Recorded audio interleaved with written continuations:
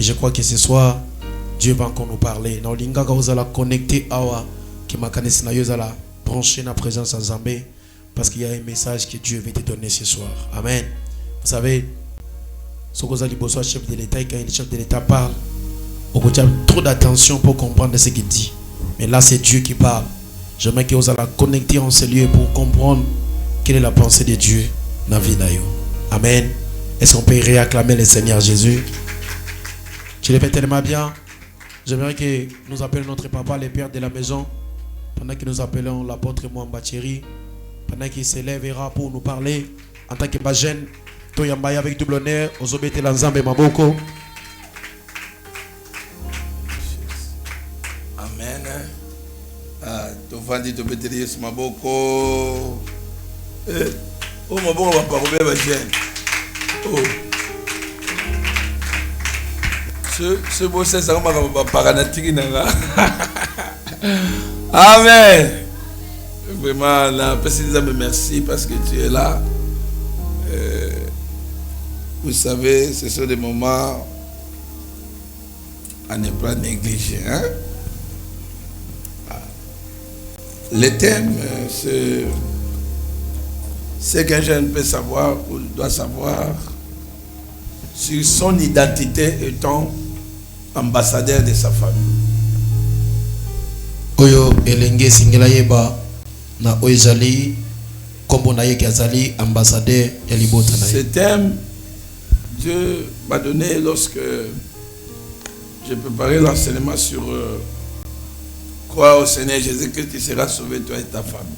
Likamboyo zamba pesenga yango tango na zobongisa likindo ndimela Yesu Masia okubika yo na libota na yo. Et il m'a fait revenir beaucoup de choses dans mon esprit, ce qui s'est passé pendant ma jeunesse.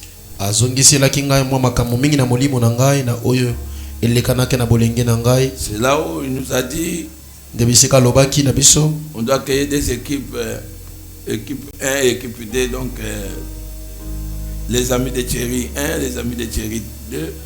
ndebisika wapi singaki na biso tokela oyezali baninga ya Thierry 1 P2 pour que je puisse communiquer l'expérience de ma vie pendant la jeunesse.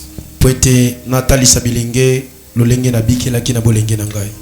L'ONU dit que la jeunesse c'est à partir de 14 ans jusqu'à 25 ans. Boye bato ya oni balobi ki bolenge ebandi na 14 ans tina 25 ans. Mais d'une manière logique c'est de 12 ans à 35 ans. Boye nakotala boye yango ebandi penza na 12 ans tina 35 ans. Vous verrez que lorsqu'on fait le recrutement des soldats, Mona tango bazo lukabato bakoma mampinga, on choisit selon l'âge bien déterminé. Bacha bambula moko oyo sengeli muto azala na yango. On peut commencer à 17 ans jusqu'à 35 ans. Bokobanda 17 ans kino na 35 ans.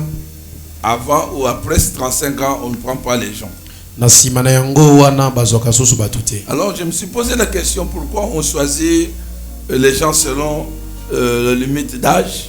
Amituni pona nini kasi bakozwa batu kolanisa masuka bambula moko boyi. Parce qu'il y a certaines choses. Nzoka ezana makambo moko boyi. Tu ne le feras jamais lorsque ton âge est avancé.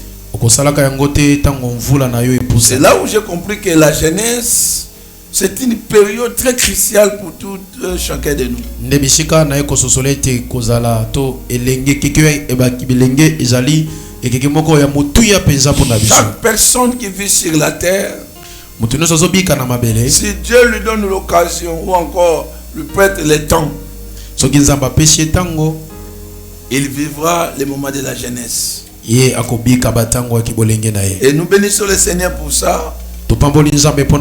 Lui qui est le maître des temps et des circonstances. Parce que je vous ai parlé comme la définition du temps, c'est aussi la période d'âge. On parlait de l'enfance, on parle de la jeunesse, on parle de l'âge adulte et on parle de la vieillesse. Par rapport au thème que nous utilisons aujourd'hui, nous voulons que la jeunesse soit responsabilisée à assumer des choses dans sa vie et avoir une bonne compréhension pendant cet âge-là. Tozolinga ete babilenge bayeba kozwa mokumba lisusu ya makambo etali bango kolandisa na tango o bazali. Parce que nous comprenons que l'âge, la jeunesse plutôt, c'est le moment favorable que j'appelle le moment d'apprentissage, le moment de la préparation, le moment où chacun de nous est en train de faire quelque chose pour être un homme ou bien une femme de valeur dans les jours à venir. Comme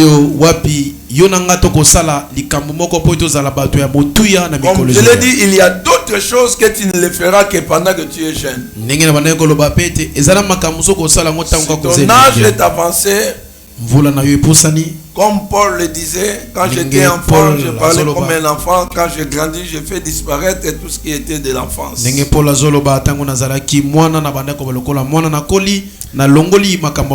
Tu dois savoir aussi, par rapport au thème, ton identité d'ambassadeur de ta famille. Et lorsque nous parlons de la famille, nous avons tellement choisi la famille parce que c'est la cellule de base de tout homme sur la terre. La cellule de base de toute société. J'aimerais que tu puisses comprendre une chose.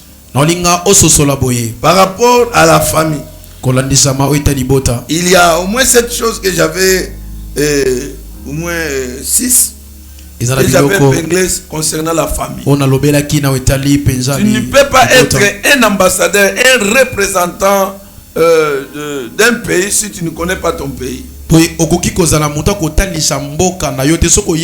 de définir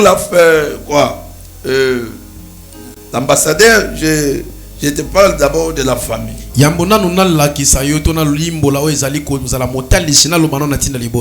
Aucun homme n'est sorti de lui-même. Tout homme qui vit sur la terre des hommes vient d'une famille. Deuxième chose, personne n'a choisi la famille. C'est Dieu qui nous a imposé. Et la famille est sacrée. Et il n'y a aucune famille qui est parfaite. Tu trouveras toujours des choses que tu n'acceptes pas. Ta famille est la base à l'arrière. Arrière à tous. Surtout dans les moments les plus difficiles.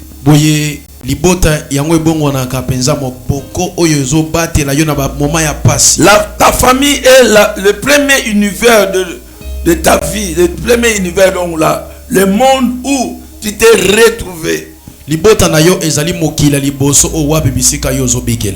Ta famille est le premier lieu d'accueil, de bénédiction, d'instruction et d'apprentissage. Amen. Amen. Est-ce qu'il y a un jeune qui est sorti d'une famille ici? Tu verras que chaque famille a un nom, n'est-ce pas? À partir de là, je vais parler maintenant d'ambassadeur. À partir de nous que tu es en train de porter. On m'appelle Thierry Mwamba Mandindi. Et je suis dans la famille Mandindi. Et si je peux expliquer mon nom, je peux dire Mwamba c'est le nom de mon père. Mandindi c'est le nom de ma mère. On a fait fusion. Mwamba Mandindi. Mon père s'appelle Mwamba Edouard. Paix à son âme. Ma mère s'appelle Mandindi Kapia. Donc, voulu ou pas, lorsqu'on cite le nom Mwamba, automatiquement on voit ma famille, n'est-ce pas? Donc en réalité, je suis un ambassadeur de ma famille. Je suis le représentant de ma famille. D'où je présente ma famille. Je présente ma famille à l'école. ngai libota na nga mutu azotalisa yango na je présente ma famille à l'église. Na ecclesia awa. Je présente ma famille là où je peux me retrouver. Bisika na koyi kozala ngande motalisa libota. Parce qu'on te demandera toujours. Po bakotunaka yo. Tu viens de quelle famille? Yo bimi na libota ni. On te demandera ton origine. Bakotuna wutela na yo. Malheureusement, j'ai compris que beaucoup de jeunes ou encore beaucoup de gens sur la terre ne comprennent pas cette identité.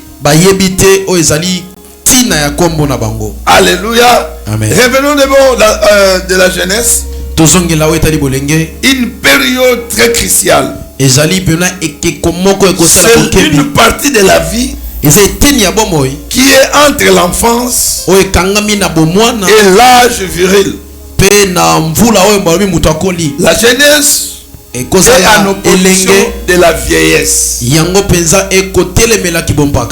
jeune, c'est une personne qui est dans une phase du commencement de la vie, phase de développement.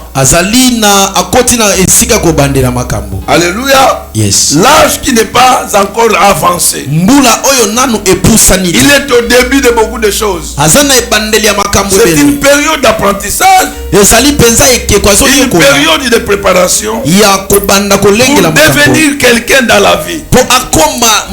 Si tu rates cette période et si tu n'as pas encaissé des choses qui peuvent t'aider dans l'avenir, à l'âge adulte, tu commenceras à regretter cette période. Alléluia. Amen. Comme je l'ai dit, une personne un jour m'a dit, lorsque j'étais étudiant à l'université de Kinshasa, il était déjà un vieux papa. Il me dit, si on peut rentrer en arrière, je peux me retourner pour faire aussi la médecine. Moi qui étais intelligent, moi que je faisais ceci, nous avons eu la chance. Dans cette période-là, les études étaient gratuites. Mais je n'ai pas étudié. Alléluia. Amen. Il commence à regretter une période. Pourquoi nous insistons sur ça? Nous ne voulons pas, dans les jours à venir, toi étant jeune, de regretter ta vie. De regretter cette période. C'est la période où on a la force. C'est la période où on peut apprendre et accélérer les choses. C'est la période où ta mémoire peut retenir beaucoup de connaissances. C'est le moment où tu peux ajouter des choses qui peuvent t'aider dans l'avenir. Alléluia. C'est très très important. La jeunesse constitue une phase de la vie intermédiaire entre l'enfance et l'adulte. Donc comme tu es là, tu es à l'âge intermédiaire entre l'enfance et l'âge adulte. Soit tu peux devenir aussi adulte, mais étant jeune. Parce qu'on dit par rapport à la loi, quelqu'un devenir adulte à l'âge de... On devient adulte à l'âge de... Bien que tu es devenu adulte, par rapport à ton âge là, tu es toujours qui? Jeune. Moi je ne peux plus dire que je suis jeune. On doit m'appeler jeune papa. En réalité je ne suis pas même un jeune papa. Si on peut définir par rapport à l'âge. Parce que de 12 ans à 35 ans je l'ai déjà dépassé cela. Je suis déjà au-delà de 35 ans. Alléluia. Amen. Mais une chose que tu dois savoir, pendant cette période d'apprentissage, de la préparation, si tu ne comprends pas, parce que je parle d'apprentissage, que tu dois apprendre les choses et que tu dois te préparer, lorsque tu deviendras adulte, à l'âge où je suis, tu peux regretter si tu n'as pas encaissé des choses soki yo simbaki makambo malamu qui te peuvent t'aider ikosunga yo dans l'avenir. na bomoi. Alors, lorsqu'on parle d'ambassadeur, soki tanga bazo ba ambassadeur d'une manière générale, na lolenge ya mobimba, un ambassadeur, moto babengi ambassadeur, c'est un représentant permanent d'un État auprès d'un État étranger. azali moto azotalisa mboka na ye na mboka mususu ya bapaya. Alléluia. Amen. Personne chargée d'une mission. Ye bapesi ye etinda moko na Donc mboka chaque bapaya. ambassadeur qui se trouve dans un pays étranger, Mutu nyonso oyo azali motalisi ya il mboka na mboka représente bapaya. d'abord le pays. Azotalisa mboka Deuxièmement, ya mibale. il a des missions bien précises. Azalaka pe na betinda moko bapesi ye penza oyo esengela sala. Il doit faire tout Esengela sala nyonso pour promouvoir pona kotombola les intérêts culturels, oyo ezali batina to ma sana malamu scientifiques, techniques oyo etali zebi pe boyebi de son pays. ya mboka na ye. Amen. Amen. C'est aussi faire valoir des valeurs Ezali pe kotalisa de l'héritage artistique, libula oyo etali penza littéraire, makambo ya koyekola ainsi que la création to pe bokeli de beaucoup de choses. ya makambo ebele. Alléluia. Amen. Un ambassadeur Moto babengi motalisi est un représentant de son pays. azali moto azotalisa mboka na Comme je ye. te dis, Ndenge nazoloba tu es un ambassadeur. yo lokolo vanda na boza pe motalisi Ambassadeur de ta famille. ya libota na yo. Ambassadeur de ton église. Oza moto azotalisa eklezia na yo. Ambassadeur Na de libanda ton pays. ya mboka oyo. Quand tu te retrouves à l'étranger, Tango koza na mboka bapaya. alléluia, Amen. alléluia, on te demandera toujours ton pays d'origine. Bakotuna yo obimeli na mboka nini? Tu es qui? Oza nani? Congolais, n'est-ce pas? Boye oza Ta kongomani. manière de te comporter là-bas, Lolenge na kobikela ta kuna. manière de vivre, Ndenge on ozobikela. peut maintenant qualifier Bakoloba ete comment les Congolais vivent à ndenge l'étranger, nini n'est-ce pas? bakongolmani babika Parce na que tu mboka es en train bapaya. de représenter ton pays. Po là yo où tu es. ozotalisa mboka na yo na bisika yo ozali. Cher jeune, je verrai que tu puisses comprendre cela. Elenge yoka na lingi oyoka makambo malamu. Parce que demain je vais avancer. Lobi na kokita Je makasi. vais expliquer quelles sont des choses Na koloba no que makambo nini toi jeune oyo elenge tu peux faire esengeli osala pour que tu sois vraiment un bon ambassadeur par rapport po à toi. ozala penza motalisa malamu biso kozala. Alléluia. Es Quand on voit tango bazotala yo un jeune impoli, elenge moko oyo matoyi eza tout le mangungi monde qualifie quoi? batozo baloba nini Que il n'était pas baloba ke éduqué. ye penza Et lorsqu'on parle ateyama de malamu te l'éducation, ta bazoba on voit koteyama voulu ou pas qui? ta bazoba sikoyo On voit tes mateya parents. En bazomona réalité, nani on voit ta famille. baboti na yo On dira que oh, il y a quoi dans la famille, ya bempoli famille à ma belle. Bon côté. Au monde de finir ça ma famille. Amen. Je le dis souvent lobango quand je donne conseil aux jeunes. tana pesa bilenge toli Moi, je n'ai pas tourmenté mes parents. ngai na nyokola baboti na ngai tanta J'ai grandi comme tout enfant nakolokola mwana nyonso dans un milieu hostile. Na- Au valeur. bisika moko penza oyo ya mabe makasi koleka. Alléluia. Amen. Il n'y avait pas vraiment de vraies valeurs. Bamakama malamu penza na tango On na n'avait poli pas ezalaki te. beaucoup de modèles devant nous. Bato baza kola bandakisa bayaya ya malamu On liboso avait biso des ezalaki vieux te. qui nous incitaient dans le mal. Tozaki nde na bayaya bana kotinda biso na mabe. Alléluia. Amen. Alléluia. Je me souviens, l'un de mes vieux du quartier Mabanza lisusu moko ya mpaka ya quartier me proposait d'aimer une fille qui passait chaque fois devant nous. ya bana bisanga linga pecho azoleka mikolo nyonso awa. Il me dit so sala ngote wa yuma. Faux petit. Donc za yuma so sala ngote. Suko imaginez le roi biso za yuma, lobi za yuma, lobi za yuma, lobi za yuma. Et déranger yo. Suka sani.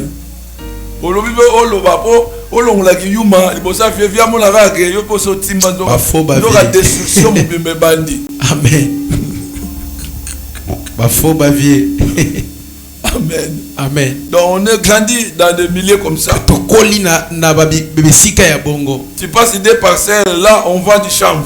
Soko leki lupango elandi kuna diamba na L'avenue qui vous suit, on vend du chanvre. soko pusani lotoko kunezo Donc chaque avenue, lo balabala Il y avait déjà des places qu'on vendait du chambre. Mais une chose qui m'a aidé, c'était l'église. Là, j'ai béni Dieu. Parce que j'étais à l'écodim. À part l'écodim, j'étais dans la chorale. Et ma jeunesse passait toujours dans de bonnes choses. Dans la jeunesse de l'église, dans la chorale. Et cela ne m'a pas permis de faire ce que les autres faisaient. Et je me souviens, un jour, un ami m'a dit, ah, vraiment tu es un modèle pour nous tous. J'étais un modèle pour les autres. Parce qu'il y a certaines choses que j'ai appris. Cela m'a aidé de ne pas vivre comme tout le monde, mais de vivre en respectant certaines règles de la vie. C'est le moment d'apprentissage. C'est le moment de la préparation. Lorsqu'on parle d'apprentissage, lorsqu'on parle de la préparation, c'est un sacrifice que chacun de nous doit faire pour apprendre, pour se préparer, parce que l'avenir nous cache beaucoup de choses. Si on ne prépare pas les choses dès aujourd'hui, étant jeune, à l'âge adulte, tu consommeras ce que tu as préparé. Et si aujourd'hui, tu n'as rien préparé, tu n'as pas préparé de bonnes choses, ton avenir sera compliqué. Beaucoup de gens regrettent parce qu'il y a un moment où tu dois étudier. Il y a un moment où tu commenceras à travailler. Alléluia. Amen. Mais avant de travailler, il y a des choses que tu dois encaisser. Étant jeune, n'est-ce pas? La formation, l'apprentissage, la préparation, les études. Je peux revenir dans beaucoup de choses que je peux faire aujourd'hui. Malheureusement, je n'aurais plus le temps de le faire. Parce que je n'ai plus. J'ai plutôt beaucoup d'occupations. Cela ne me permet pas de travailler ou encore de faire ce que je pouvais faire. Je peux me forcer. Avec l'intelligence que j'ai et l'expérience de faire comme des jeunes. Mais l'âge me dira, tu n'es plus jeune, tu as déjà grandi, n'est-ce pas? Ce n'est pas des choses que tu peux faire.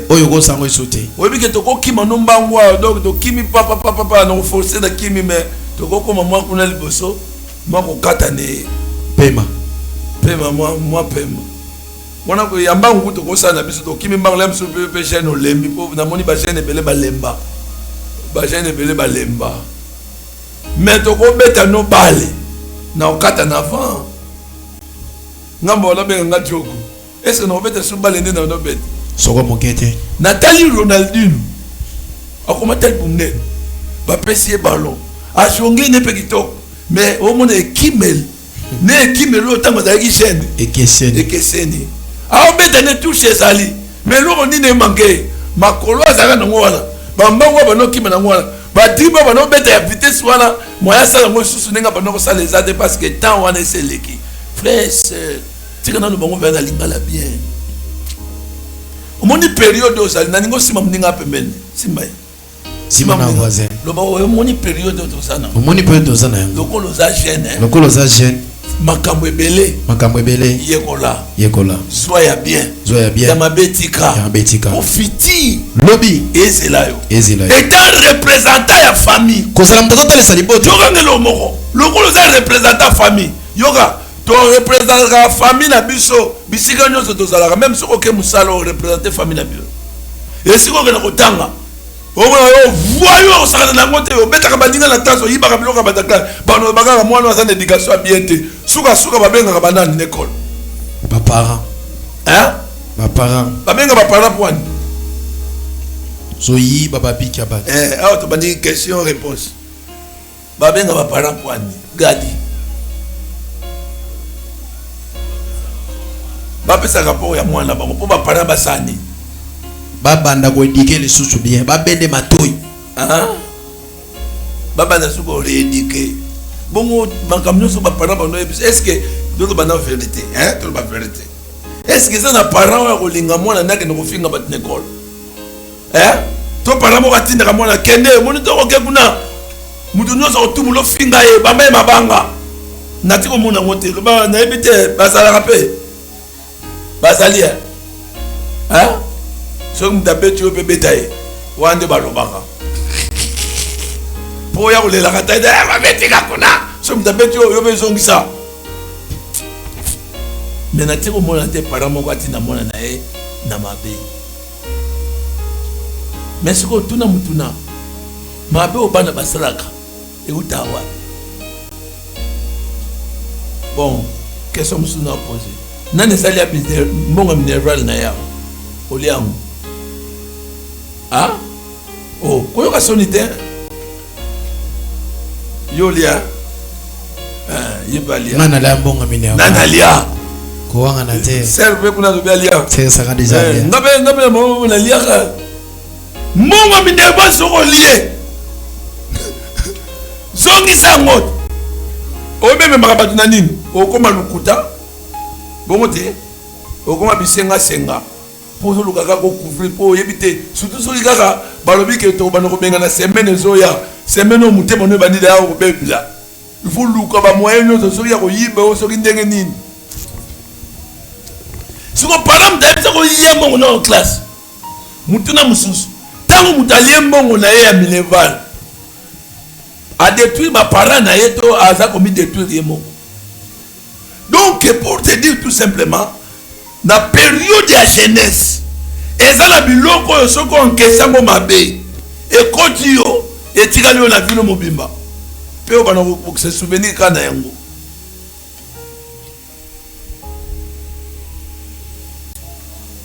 je bénis le Seigneur na sentate na longwesa mona batuzemi te na oloba makambo belé yo na génération ngo basala pona zana ba mimba zana bana bazana ba 25 ans mais ngamba na ngali boso ana 9 ans bientôt na septembre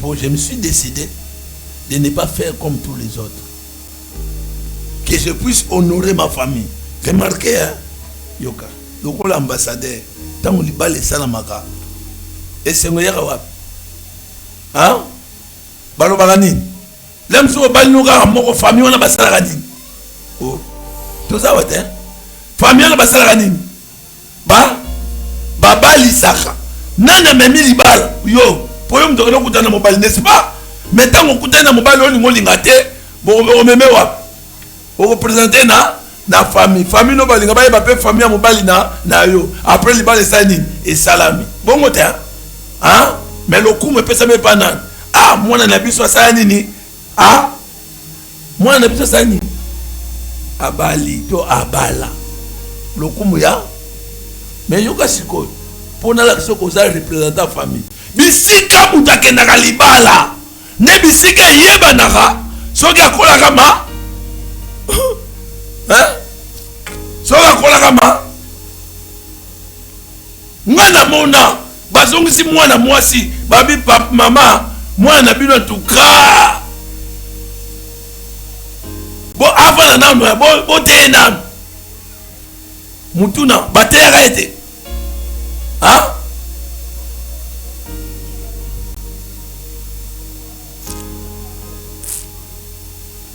eza période oyo na benga ngo période ya batouble yesa muninga période ya batouble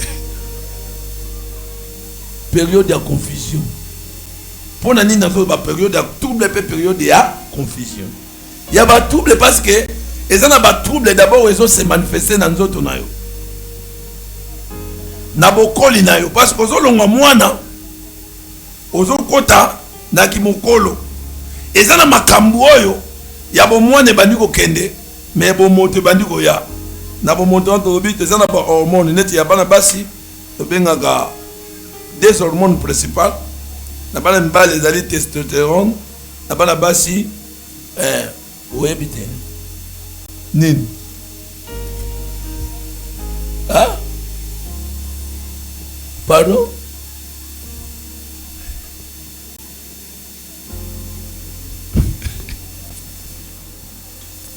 Tant que nous avons âge à 12 ans.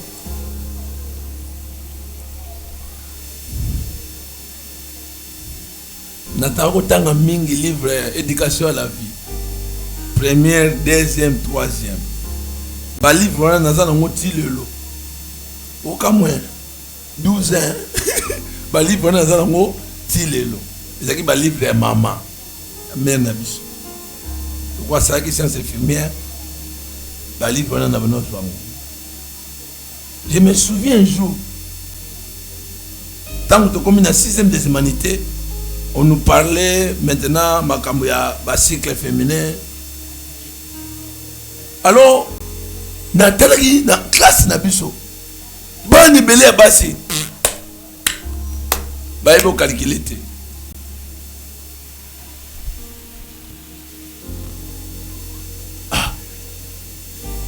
Alors, en absence de professeur, na kena tabel bandi ko expliquer oyo ezaki lokola connaissance nanga na expliquer bakakira bo période ya boy nena ki ko comprendre que surtout nous les Africains tous avons la difficulté ya ko yebisa bana na biso en face déjà bandi ko kola ba vérité par rapport au fonctionnement ya nzoto. Moi, d'une manière générale, parce que ils ont un décalage au Salama. Si on a commis 12 ans, abandi phénomène de la période. Oyo, tu bien y barrette. Bon, ils ont 12 ans, 13 ans, 14 ans, ils ont mois retard 17 ans. À l'entretemps, vers 14 ans, il y a quelque chose qui se passe dans la vie d'un garçon. Parce que dans les périodes, il y a formation. Il y a une période de trouble. Dans la logique, moi, je déjà à une période de 12 ans à Obota. Parce qu'à quoi tu as déjà na kibolenge na ye. Puis abandi ko kota na vie auto benga vie normale ya mutu nyonso. Siko ba trouble bandaka. Yango nazo bekeza moment d'apprentissage, moment de préparation, moment de formation dans d'une manière générale. Étant jeune, période où on ko ratangote. Lokolo za jeune, il faut encaisser makambo e ko sala yo na âge adulte, on est capable de se tenir parce que dans l'âge adulte et que la consommation maintenant, il y a ce que tu avais eu dans la formation, dans l'apprentissage et puis dans la préparation.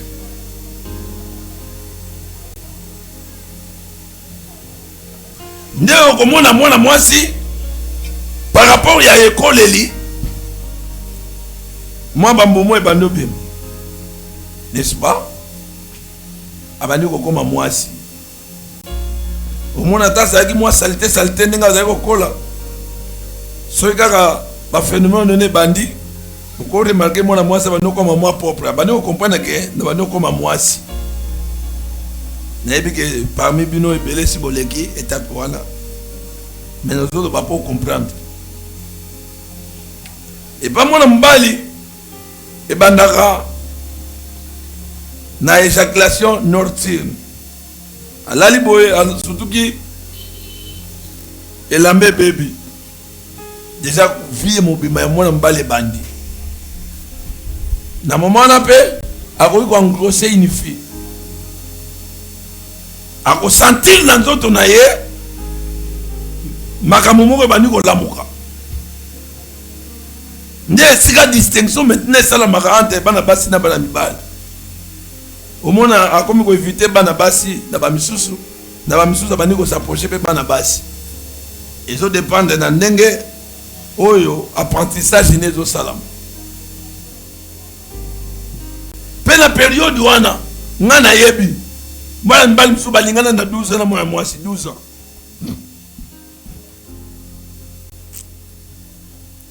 Netango ba période ya ba trouble na ba confusion.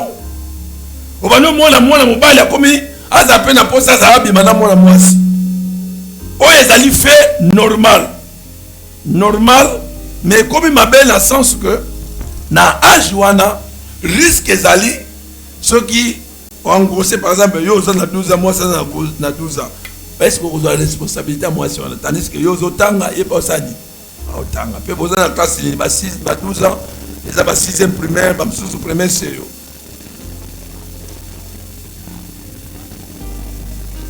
Période ya batouble po et comme la période ya baswa oyo komi ko sala par rapport ya vie na yo likamni no ko sala na oyo ko sala te. Et si maintenant tu n'étais pas formé, tu n'étais pas éduqué dans la famille, au comme la confusion parce que au soit information par rapport à fonctionnement des autres na yo au lieu famille expliquer yo maman to papa mais au soit pas ba camarade au peut pas d'expérience té ndeme makama bebele na babilenge na ndenge bazokola surtout ba oyo bazali déjà na âge ko banda 12 ans to ko ba plus tard 18 ans na bige o baleki 18 ans bazali na olobela makambo nyonso parce que c'est très important étant ba jeune to comprendre pourquoi tous ça ambassadeur aux ambassadeurs parce que bisika nyonso yo kozalaka ozo représenter famille na yo soki poza chrétien nengo semble na rédemption soko bimi awa ozo représenter pe ton église ta manière de vivre ta manière de te comporter ta manière de faire des choses ezo talisa soit soko za ramayel to za mayel te soko tanga te bongo te amen oh amen amen. Imaginez à ton âge aux nous jeunes au boy ko tang au boy ko apprendre aux ano ka bongo difficulté ni no za na ngona mikoza ko ya bon lelo ba seka su ba tout biso do n'importe na biso to bana ko secret biso bono sala ba concours ya ko tanga ko bana 4e primaire titre ko la ka bongo so que to vandi et ça quand on ça ba gêner un herbe biso moko on se pose des questions à l'école. Tout une question, moninga répondre. Biso zaki bongo cohérence wana. Ya voyez banana ça mayele parmi biso. Bon question aucune. Mais les lois, oui mais on est dans ma casse pour na bino jeunesse. Pourquoi tous les bas, vous avez ambassadeur ya famille. Ah. Dans ma casse na bino commis. Na za téléphone. Oh ça na ça 17 ans. Na ça 18 ans téléphone automobile. Hein? Oh. On a un téléphone. Nassé à 18 ans, on a un téléphone là. Merci.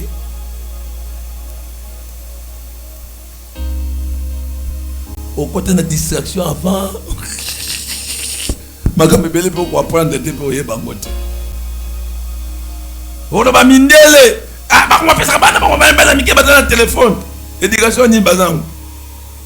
Donc yo quand ça même ne ban éducation bien ou les rabiso ne yo quand ça va ta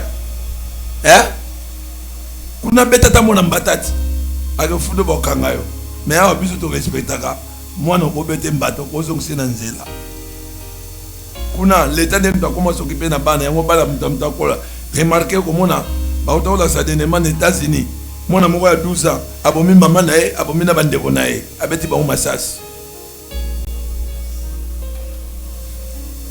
Yobo Gosang.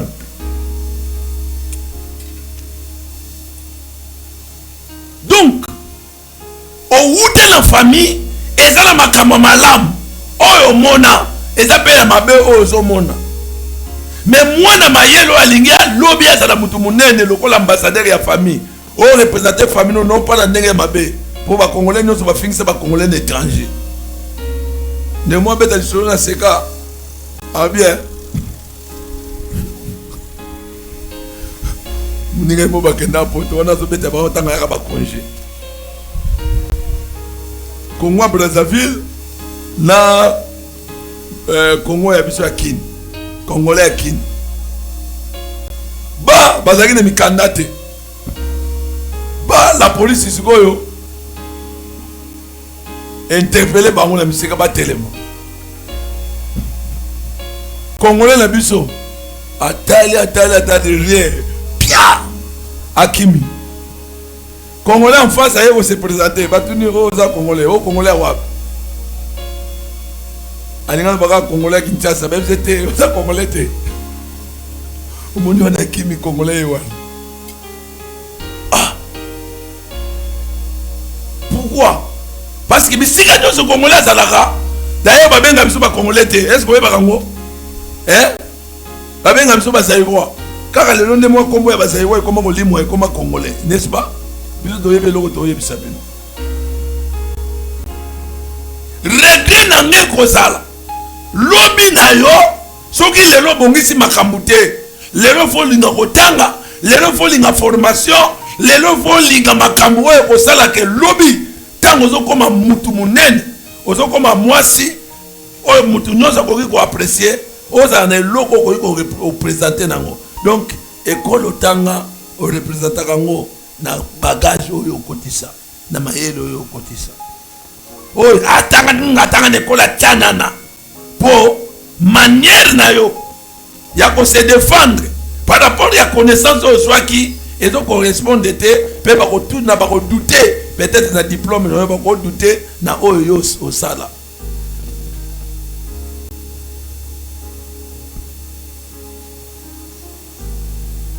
Yekola kokoma, yekola kotanga, yekola makambo est très très nécessaire parce que bisika nyo sozali ozo représenter famille na yo. Ah famille na bataka mayele. Non oyoka ngote. Hein? Oyoka ke? Famille na bataka mayele. Ba misu sera famille na famille ba ndumba. Ah famille ba voyou. Famille ba kuluna. Mais ce que kuluna wana ezaki komba famille kindumba wana ezaki pe komba famille intelligence wana ba olobela ezaki komba famille mais ba moni bando ba uti na famille wana manière na bango ya ko se comporter ne ba qualifier famille par rapport ya oyo bango ba moni. Ce que pour question na mutuna yo na poko lelo parce que nazo chité le bina côté na profondeur par rapport ya ambassadeur.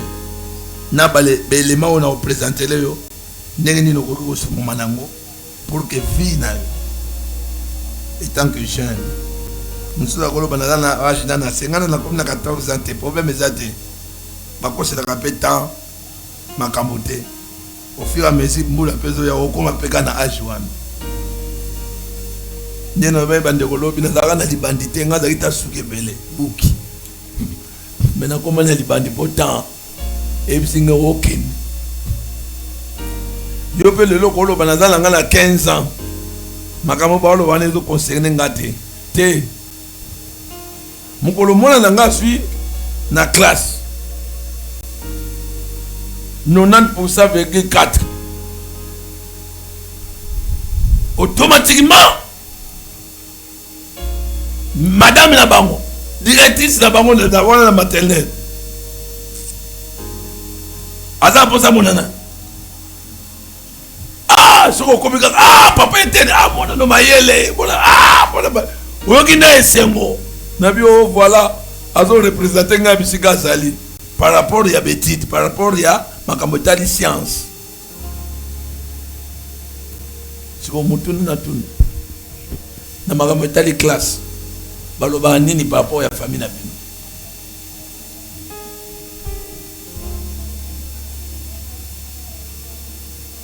Un représentant après ça a toujours rapport na bato batindi pour que représenter bango bongo to bongo te donc nengo ke notre classe il faut rapport ya na famille et rapport wana ya kaka mukolo ba pesa ba bulletin mukolo ba pesa résultat bongi ba yeba ke to tindaki mo na biso na classe a memeli biso résultat ya malamu to déjà comme na université.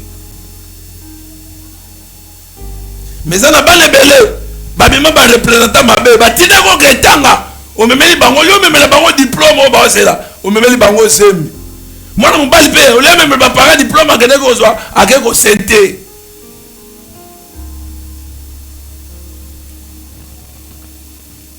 O so tuna question. bato nyonso basenta bango bakanamaka basentame te bango ezalaki accident nde eloko na linamo wana ya kosakana nango te.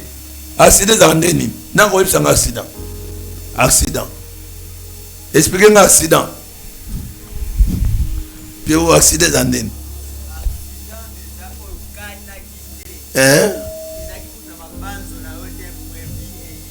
nde wana ya accident zemi mpe moto akanaka yango te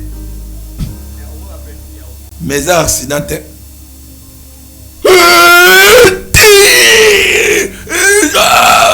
Accident salami na chauffeur na moto ya batuti bango mibale eyebli mais ya zemi eza briske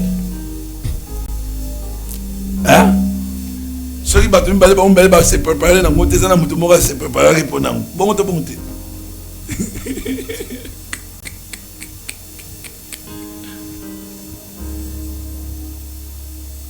J'ai béni le Seigneur.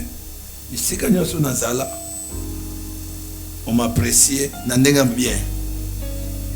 Aucune école. Dernièrement, tout le monde a mon casse na biso et tant bossa la carnaval hein. Bozala ga, oki maloba. Non. C'est un homme intelligent. Nous peut savoir le Joanne. Tant on a vendu dans le lobby, oui. Batinanga na classe lokola représentant famille. Natika bile boyanini ya bien. Yo lokola représentant famille na bino. Nekolo tika bile ya mabe. L'église mabe. Partout kendaka. Au fin ça la famille. Mais na yé na pokwa lelo na 3 jours oyo. Pona ninga ko yebisa jeune moko. Et c'est très très important. Makamusu se fait son en ordre avant comme à trop tard.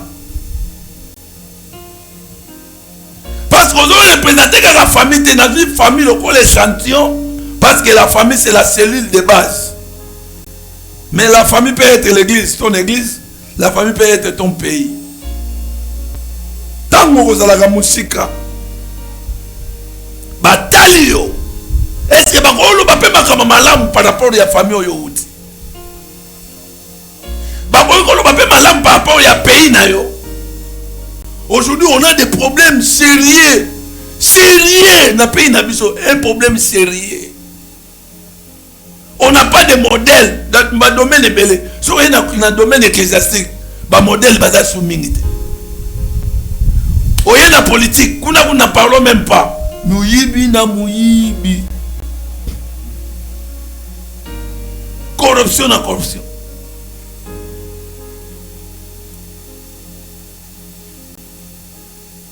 Oye pena ba famille. Ba bazaki lokola ba yaya ba exemple to ko Holanda. Bango pe ba bunga nzela.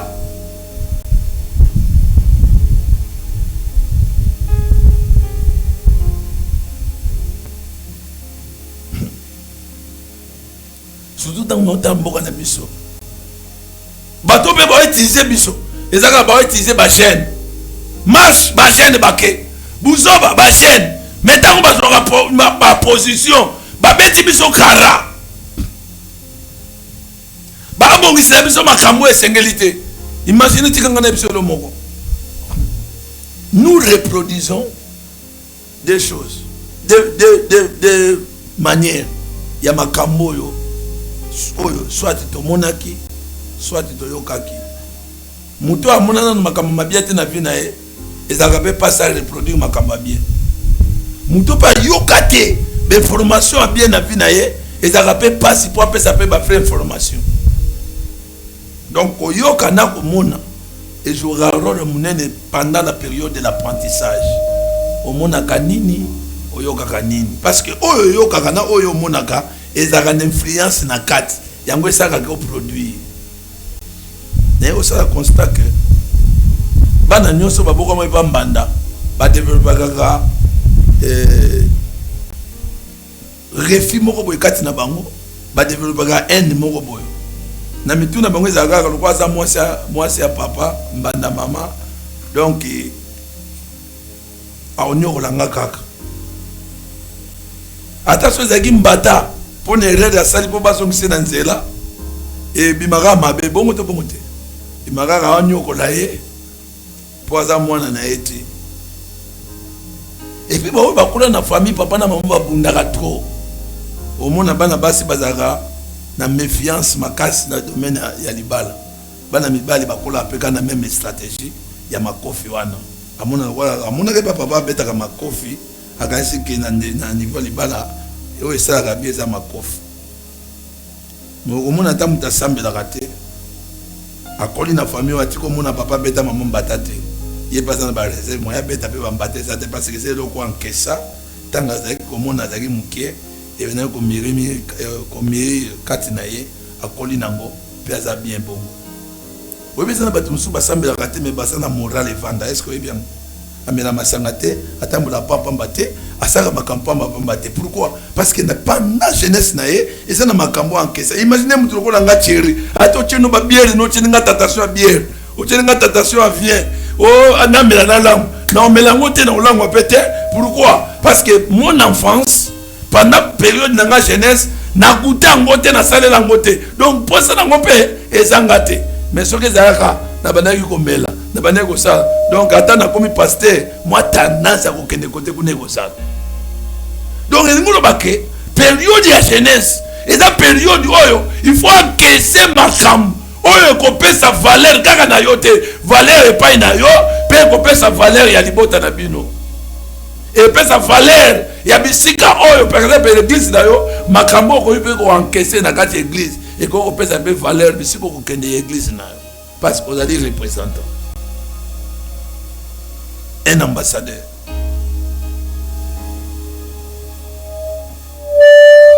Amen.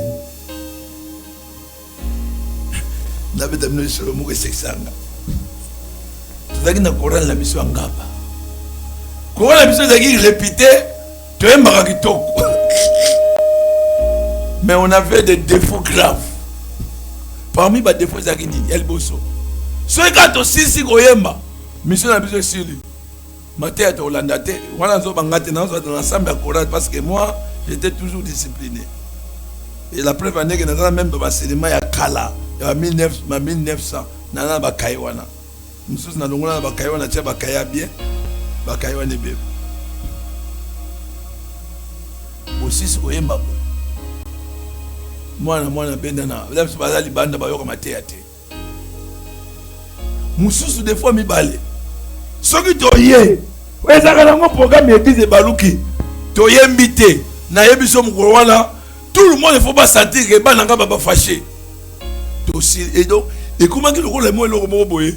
Où est-il là qui? Imaginez, tu vois qui 20 ans, il y a commémoré la mort, il y a mon père Michael Mongan. Oui, pendant que bah cité Babyloko, hein? Oui, ça m'a l'église, on avait une chorale. Et maintenant qu'on aime somme, mais bazaka les locaux, moi ce qu'on qu'on aime ba tête babili banda. Ba rappeler biso, ba rappeler pour la nini, pour makambo to sala, et tikali ba archive. Makambo to sala roko la chaîne, voulu ou pas, même tant qu'on ma papa, et ça maman, et ça na batu ba ko rappeler quand même na bana na yo, que papa na bino azalaka boye. Et ce zo kanga. Hein? Bon, on tata. Bon, rappelez. C'est comme Sousou. Dans la classe de mon école, dans la supermarché à moi. À ce qui s'ingaille. Pour une école, tellement tu as dit maïle. Tu as dit une équipe n'a pas mon robot. Tu as dit 5 personnes. Tu as dit tu as dit bala maïle. Mon cousin dans le Boubachi. Moussou Saza de l'eau na Suède, Moussou Saza na Londres, Moussou Saza des États-Unis. Tout sur le ratilo. C'est qu'on équipe de Bissoana, tout ça qui tellement maïle. Alors tu commences à influencer ma case. Alors il y aura rappelé la tout ça qu'on a admirable. Ah bah papa la bino, papa le Hollandais tout là-bas là-bas si oh. Est-ce que vous avez ça moi na moi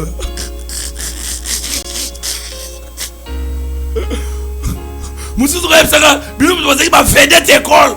Oh, na tune vedette école na ndenge nini? Bon, na tune ka question. Dis-moi maintenant, na nyonso tu wana, moi na classe nini oyo kaka kenga na lingi na classe. Azai mwasi nanga. Akomi wana moko lobi tshega batukuta bana ko sambela ne banda kala. Atika na imaginer, n'est-ce pas? Imagine ya makambo ndenge ya bana ko mona na ndenge na ye. Yo kanga na biso. Il y a toujours une interprétation. Oye ko sala maka na nyonso oyo zo sala. Eza na interprétation na interprétation malamu ko na mabe pe koza. Tout dépend nani amonaki yo, nani ayokaki yo. Si on pose toi maintenant la question, naza jeune, nazo sala nini pour na un vrai représentant ya libota nanga. Obeza ba misubo zawa. Yo ko mona mbongo na poche ya pantola per terre. To ya maman. Fais comme yo. Et puis sur ba tuni. Yo mo ebi réponse no pia. Yo kaza ke suka ka wana. Nzoke comme habitude okola nango. Yango mona bana basi mususu. Lokola na iba pe na poche ya papa na bango. Soka bali na poche ya mbali pa oyiba.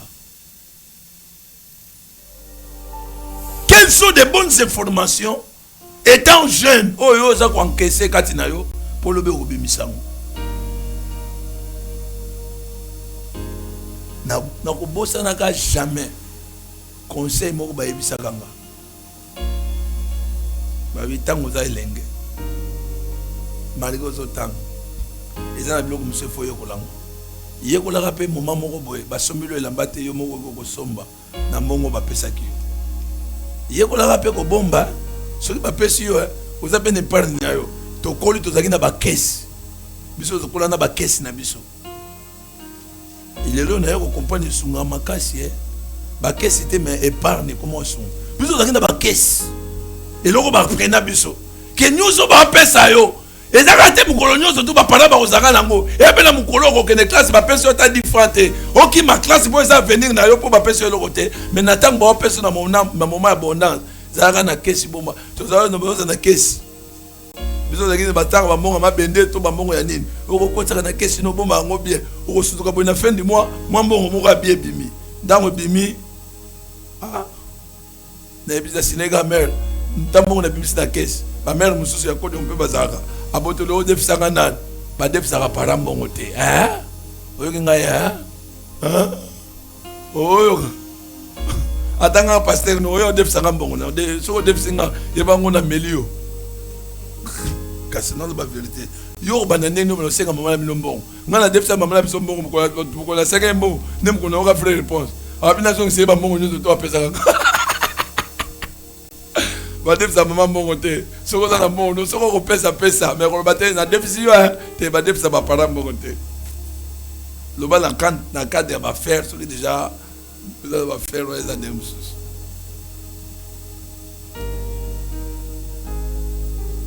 Jeune. Maman qui toko. Toko ki manon bangwa pa no ki mananga no foxé. No comme la maman mon boy. Oh, on va mettre à l'ibanga. Moi qui me zate pour H. Et permettre de sauter. Mais période où il ma belé. Mais j'ai même versé dans la Bible, les dans Ecclésiaste chapitre 12. Verset on a des personnes pour ça ma kamususuté. Verset on a des kebisanga pe ma belé. Et le bi ne n'a pas compris que ce problème, mais moment est jeunesse, c'est un moment de réjouissance. C'est un moment de c'est un moment où ce qu'on contrôle en bien té, au bout de là. Moment moi la balle surtout, n'a pas moi ça au tambola. Quand on était au tambola, on a des gens qui ont pas capacité. Bon jeunesse c'est au senga bango. Yo vais moi c'est pour ça que vous avez nani, bon ça nini, n'est pas tout surtout bazali. Et ça au senga la jeunesse. Maintenant nous surtout wana. Et ça dans ma cambo, ce qui en question au bien et de tout est venu pour le lobby. Étant ambassadeur, vous avez représenté quelque chose. Vous représentez le Tanga, l'église au semble la représenter l'église, famille au route représenter famille. Ce qui peut les bandes représenter pays. Je regrette tant que le ce qui peut un diplôme na biso ba congolais, ba on vient à valeur il faut au bande la moi ba siècle sous. Oui mais pourquoi? On nous a détruit. Bato ba détruit biso.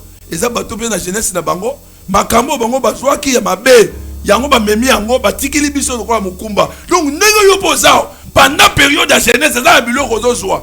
Kangango yo kolongo na période de jeunesse, il y aura encore d'autres jeunes ba kozalaka.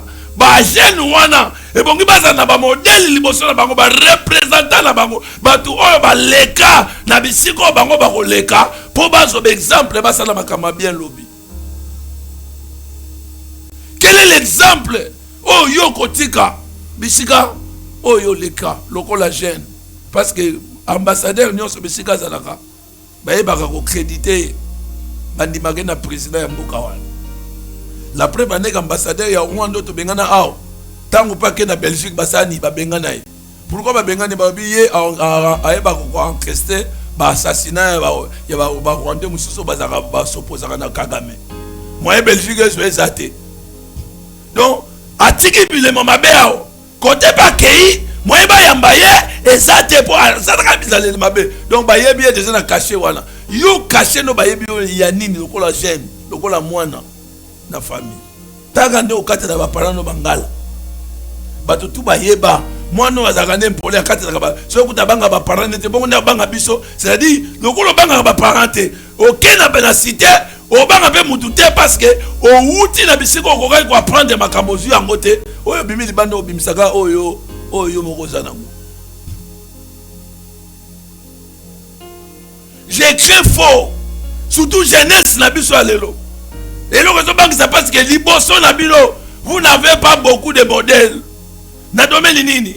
Oh yo roches ligage aza modèle et belé basate. Otali même na famille siko wuti yo zana mwana moke. Otali yaya mwasi nenga se comportaka. Nenga zalaka. Esili. Yaya bimaratongo ake musalate. Nenga bimakitongo azonga butu. Yango yoka na ba famille susu ko ba leki ba bon yeku ba tika ke bon biso ni ba contrôler biso ndai boso ko ba contrôler été yango mona na ba famille bazaka na tozaka na obligation nous surtout nous les parents ya bana na biso ali boso il faut ko matele bango na niveau moko akola bien parce que c'est l'exemple pour la bande connaît nazo mona una ndako ndenge ni alliance va influencer ba leki na so ba baba no champion désordre mais désordre quoi. Si vous avez un bango yo moko makamusu ba mama ba supportaka ngam ba no supportete o ga sime boka na bana na bango na tie ceinture pembeni ba bi ke perdre la ceinture la moya ba sa makamusu zate tant non servir na bi oui on a l'obligation ya bano ya liboso il faut inculquer bango notre manière de vivre pour ceux qui va comprendre ngo on a la facilité ya bano ba ko ya sima ba copier makamna bango. Mais ceux qui ont raté bango, tu as raté nyos. N'a pas la ligne jeunesse, il y a rédemption boyo kangai. Nous avons une mission parce que tout ambassadeur a une mission là où on envoie. A une mission. Mission là qu'on représente le pays. Il y a comme ça valeur ya malam. Oh yo pays, batu musuba on ko apprécier en Libanda. Yango yo ka soki un ambassadeur à pays Azu Maloba, il représente son président. Bah on considère Maloba wana yango yoka ka makambo dili na biso na ba américain ambassadeur à télé mabi dit les ali. Mais c'est ma solo c'est ma kelele. Pour Azu Maloba pambate parce qu'Azali envoyé les représentants ya mboka na bango. Jeune, écoute-moi. Moi aussi, j'étais jeune comme toi. J'ai aussi commis des erreurs. Parce qu'on n'avait pas de modèle devant nous. Nous, quand on grandit, même l'église, je regrette, je vous dis la vérité. Il y a des choses que je regrette aujourd'hui. Tant que mon amour de l'église. Oh, répétition, ma camboué.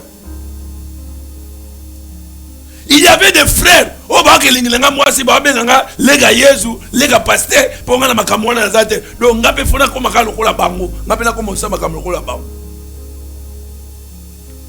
Je me souviens dirigeant dans la chorale.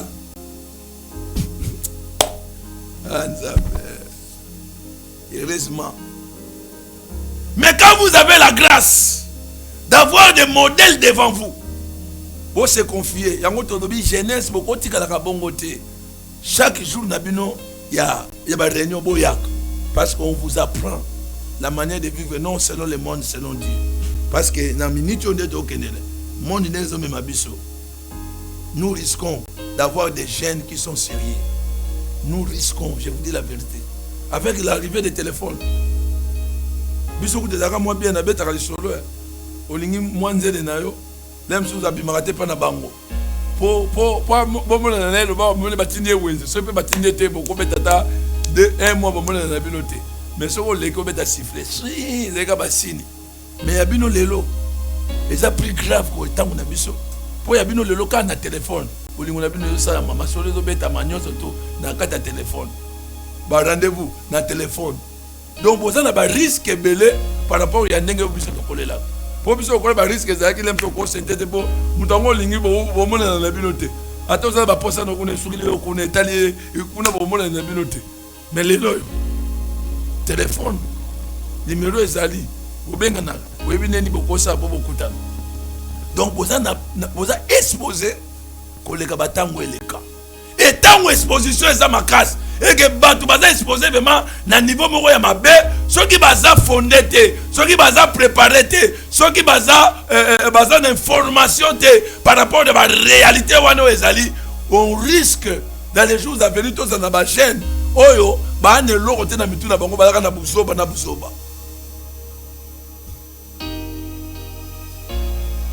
Tu viens à l'église, c'est bien. Qu'on s'aime les âmes abêtées. Mais quelles sont des valeurs chrétiennes? Oh, autant que représentant l'église, la bino, soki ko bimé pas na bino, pas na bino ko ba oui, totina moi na biso l'église a bien.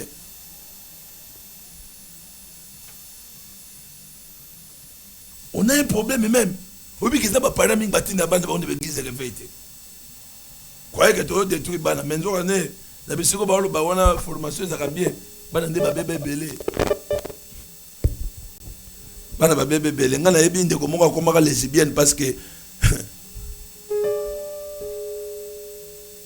madame na bango classe ndem ta komisa ka Karine nae. Madame ngo na ma sœur. Ya ngona zoloba. Okoko beba na église. Okoko beba na école.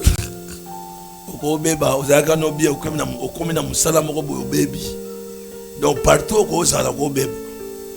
Mais tika ngana biso. Bisika nyonso ko zalezaka na bato. Bazaka pe ba modèle. Oyo jeunesse na bango eleka bien. Soki ngana tunuka question lelo pona clôturer. Est-ce que ndengo zo lekisa jeunesse na yo? Toko pe ko bengo représentant valable la famille na bino. Soki to tali vraiment boy. Na ba lo yenge na yo wana. Toko lo ba vraiment yo zo éducation bien na famille.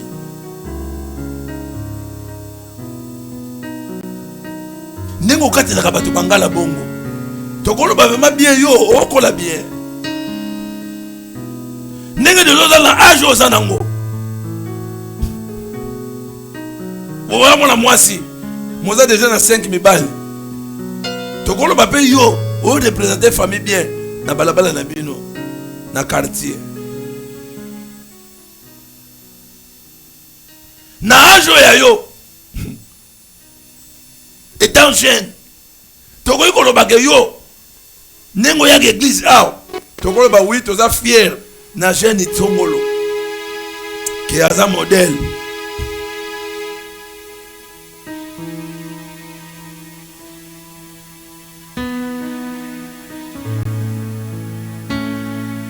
Moment de confusion, moment d'apprentissage. Mais ce qui vous apprend, imaginez. Hein, imaginez. Il y a un homme qui il va expliquer quelque chose.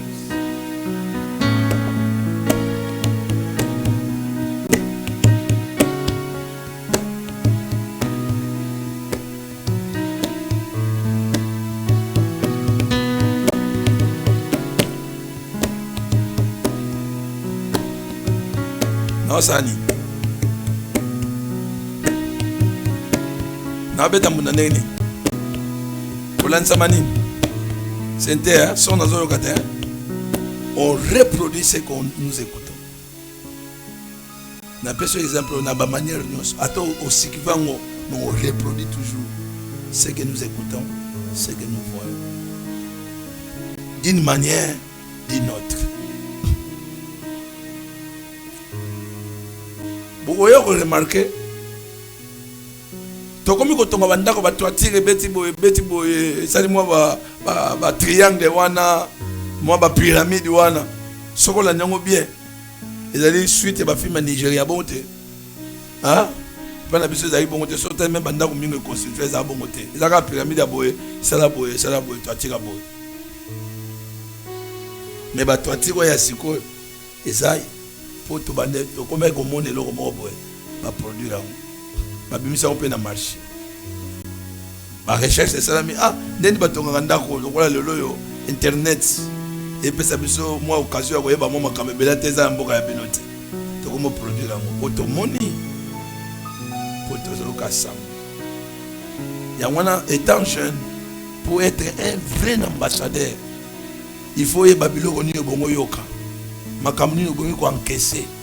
Il faut y il y a d'autres choses quand tu les regardes, tu détruis complètement ta vie. Parce que tu pratiquer.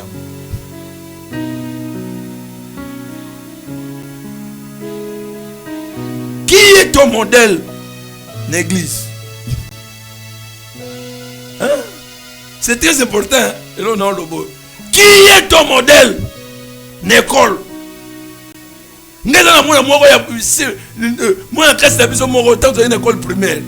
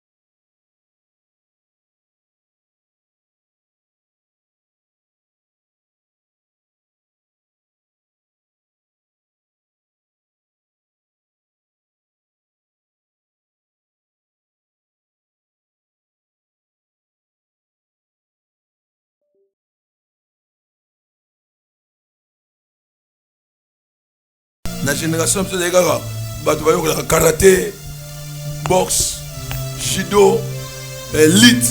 Tout ça, il y a bon. Mais il y a karaté. Et moi, c'est comme ma église, c'est comme ben. Na préféré l'église que Yamni. N'est pas mon ingam sur comme maître. A comme maître matangate. T'as la difficulté. Maître mais asanini. Atangite. Si a comme kana nino ya garninage mamba sur mamba. Ngo suna mona kaibo. A koli siko po ngape na koli. Si tu rates le moment de la jeunesse, c'est fini. Tu ne le récupéreras jamais dans ta vie. Maman ya bien ngoyo frère. Moi matin mezo ya kabwa moi kitoko zo bongisama kabongisama. Moi longezo fongoma makafongoma. Maman ya bien kwa encaisser makamba kitoko. Souviens-toi de ton créateur pendant les jours de ta jeunesse. Écoute maintenant. Avant quoi? Avant que les jours mauvais arrivent et que les années s'approchent où tu diras je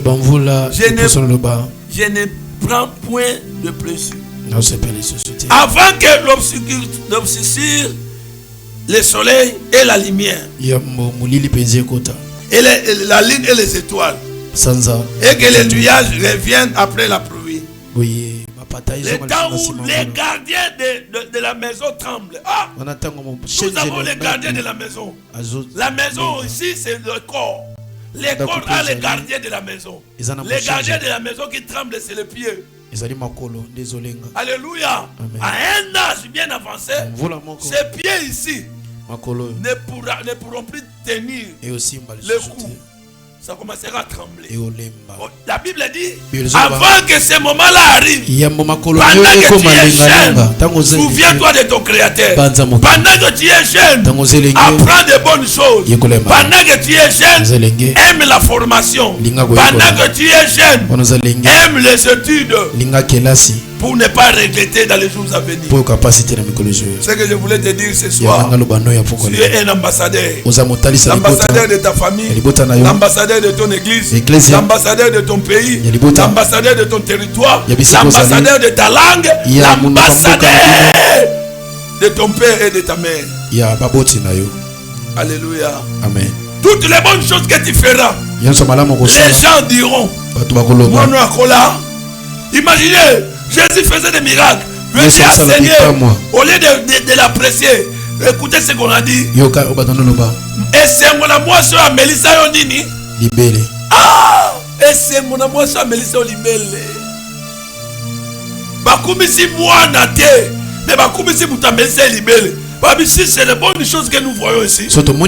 Il a appris cela auprès de ses parents.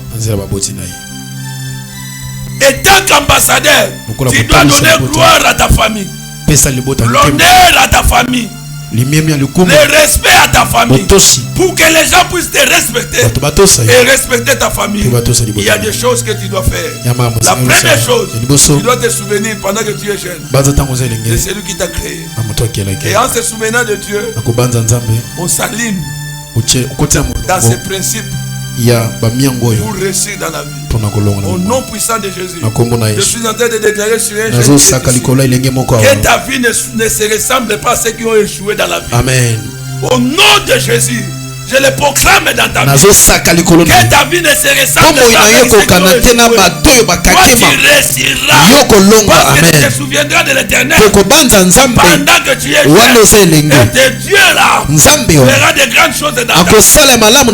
Au nom de Jésus, que l'Éternel t'oriente dans tout ce que tu feras, dans tout ce que tu feras, dans tes études. Que l'Éternel soit là.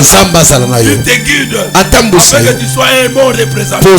Partout tu vas te retrouver et que les gens parlent de toi comme on a parlé de David, comme on a parlé de Joseph, comme on a parlé de Samuel, et que toi aussi tu sois un exemple pour les autres, un exemple pour ceux qui viendront après toi. On puisse dire, baloba pe dans cette église de la rédemption, Église oyo il y avait un jeune. ezali lenge Il moko s'appelait un tel. komona ek Voilà mamboni ce qu'il a laissé comme tala des makambo atika empreintes. lokola Que tu bilembo laisses des empreintes. ye botika Tu bilembo laisses des empreintes de partout. Tu bisika vas passer. kozala na baekole bisika nyonso koleka Dans ton école, kelasi là où tu travailles, bisika ozosala là où tu fais des choses, bisika ozosala makambo même là où tu vends, ata bisika et otekaka que tu sois un bon exemple ozala ndakisa ya bala pour les autres. mpona baninga mosusu Je suis en train de programmer ça aussi. nazosaka likolo na yo Ma prière est que losambo nango tu eza ne sois pas un jeune de l'école. ozala te lenge oyo Ma prière ozoyenga est yenga que tu ne sois pas un pit. ozala te ndumba Toutes les garçons du quartier te connaissent, non. oyo nyonso mbele nyonso ekate Mais ma prière est me losambo nango ezali que tu ete sois un modèle ozala et ndakisa que tout le monde parle de toi. bato oso baloba na ntina Lorsqu'on na yo te voit passer, ntango ozoleka on donne un exemple. bapesa On ndakisa voulait donner les conseils bapesa toli à un jeune comme na toi. elenge lokola Mais yo on prend ton exemple bazwi parce ndakisa que tu na es un yo modèle. poza ndakisa Comme nous aussi. lokola biso On mpe prenait les exemples. banda kozwa On bandakisa voulait conseiller les enfants. balingi kopesa bana bango Est-ce que tu ne batoli peux pas être comme yo Thierry? kozala te lokola mwana wana Tu ne peux tieri pas être comme cet okozala lokola enfant-là. mwana wana te Que tu sois un exemplaire. ye mpo ozala ndakisa Je le bongo déclare. nazosaka Même si le passé ata lobi na yo est compliqué. ezalaki pasi Parce que tu es venu me me lokola oyoki koyoka que makambo Dieu te sikoyo fasse grâce. nzambe asala yo ngolo Que Dieu te fasse nzambe nanga grâce. asala yo ngolo Que des bonnes choses ya malamu commencent à sika se produire dans ta ebanda vie. kosalema sika Et que tu sois un bon exemple ozala ndakisa malamu pour les autres. mpona baninga C'est ça mon souhait. losomo nanga Que yango wana Dieu vous bénisse. wana ozobetelesa maboko mpe ozotelema mbala moko